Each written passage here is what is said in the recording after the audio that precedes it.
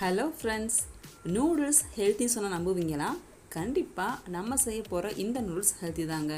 Because கருப்பு கவுனி அரிசி யூஸ் பண்ணி அதில் பண்ண நூடுல்ஸ் இது கடையில் வாங்கினது தான். பட் கருப்பு கவுனி அரிசி யூஸ் பண்ணி வீட்லேயே ஈஸியாக நூடுல்ஸ் பண்ணலாம். விருப்பப்பட்டவங்க மறக்காமல் கமெண்ட் பண்ணுங்கள். சீக்கிரமே அந்த ரெசிப்பியை அப்லோட் பண்ணுறேன். இந்த ரெசிபிக்கான இன்க்ரீடியன்ட்ஸ்: கடையில் வாங்கின கருப்பு கவுனி அரிசி யூஸ் பண்ணி செஞ்ச நூடுல்ஸ் தான். இது கூடவே மசாலாவும் கொடுத்துட்றாங்க. இது 180 கிராம், கிட்டத்தட்ட 80 ரூபாய் இருக்கும். இப்போ நூடுல்ஸை வேக வைக்க 6 கப் தண்ணி ஊற்றி பேனில் கொதிக்க விடுங்க. கூடவே 1/2 டீஸ்பூன் அளவுக்கு உப்பு, 1/2 டீஸ்பூன் அளவுக்கு எண்ணெய் விட்டு தண்ணி கொதிக்க ஆரம்பிக்கவுமே நூடுல்ஸை உள்ளே போட்டுடலாம். நூடுல்ஸை ஓவராக பிரேக் பண்ணாமல் அப்படியே உள்ளே போட்டுடுங்க.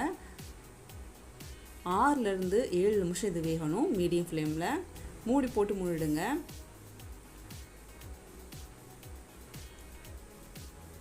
பாருங்கள், 6 நிமிஷத்துக்கு அப்புறம் இதே மாதிரி நூடுல்ஸை பிரேக் பண்ணி பார்த்தீங்கன்னா பிரேக் ஆகணும்.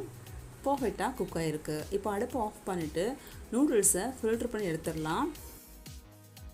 நமக்கு ஸ்டிக்கியாக ஒட்டக்கூடாது. அதனால் இமீடியட்டாக ஃபில்ட்ரு பண்ண உடனே நார்மல் வாட்டர் யூஸ் பண்ணி இதே மாதிரி வாஷ் அவுட் பண்ணிவிடுங்க.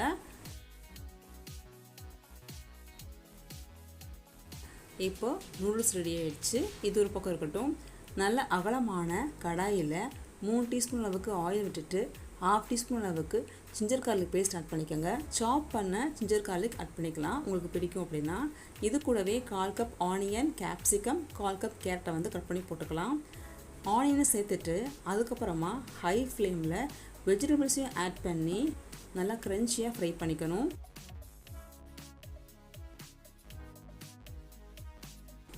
இப்போ வெஜிடபிள்ஸ் ஃப்ரை ஆகிடுச்சு. இது கூட நூடுல்ஸை ஆட் பண்ணிவிட்டு கூடவே கொடுத்துருந்த மசாலாவையும் ஆட் பண்ணிக்கலாம். இந்த நேரத்தில் நீங்கள் 3 இல்லை 4 பிஞ்ச் அளவுக்கு சால்ட் சேர்த்துக்கலாம்.